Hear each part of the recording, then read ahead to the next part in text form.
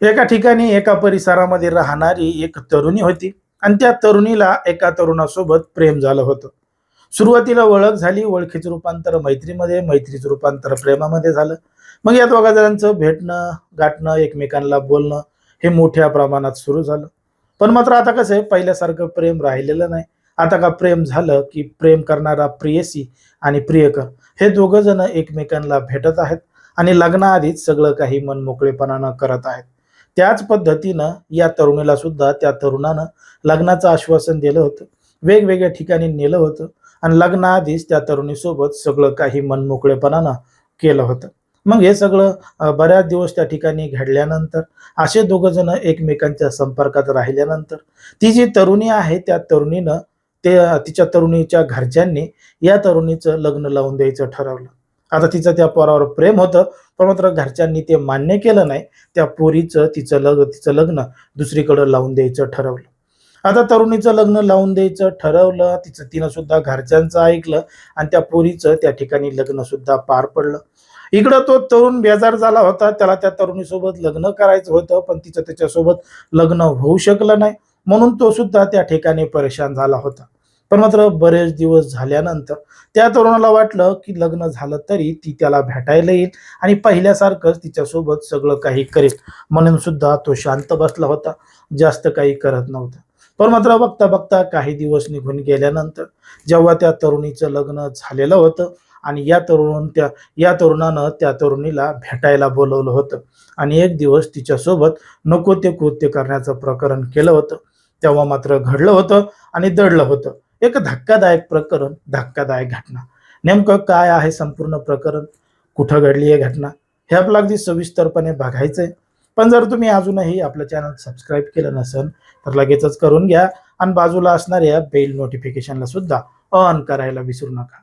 आता ही जी संपूर्ण घडलेली घटना आहे ती आहे उत्तर प्रदेशातील बालिया जिल्ह्यातील रसडा पोलीस ठाण्याच्या हद्दीमध्ये घडलेली संपूर्ण घटना आहे.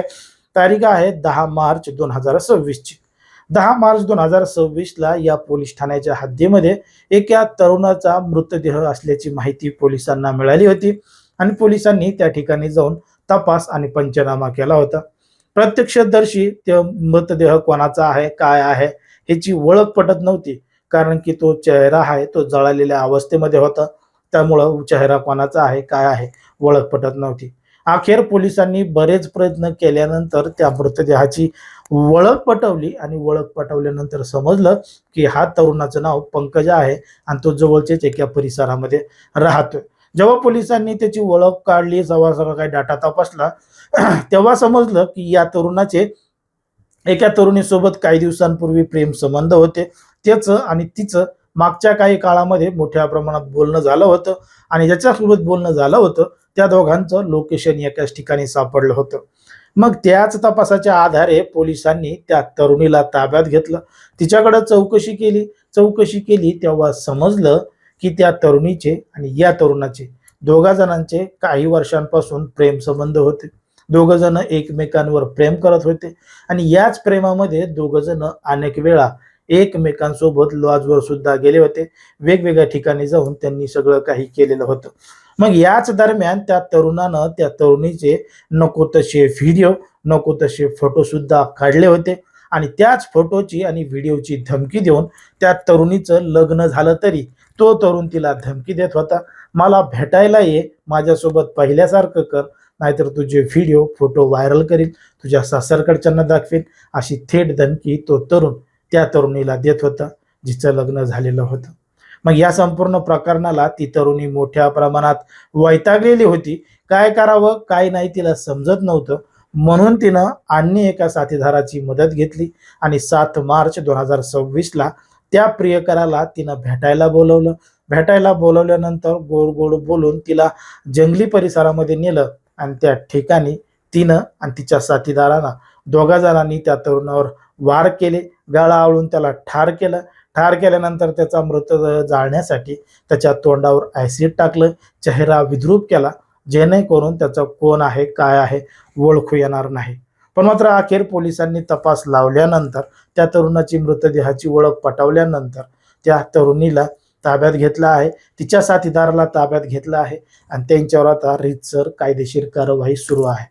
पण मात्र सध्या समाजामध्ये, देशामध्ये आणि राज्यामध्ये प्रेम प्रकरणातून कशा पद्धतीच्या घटना घडतात हे तुम्हाला या संपूर्ण प्रकरणावरून लक्षात आलेलं असेल. आता ज्या पद्धतीनं हा सगळा प्रकार घडलाय त्याच्यावर तुम्हाला काय वाटतं हे अगदी स्पष्टपणे कमेंटमध्ये सांगा.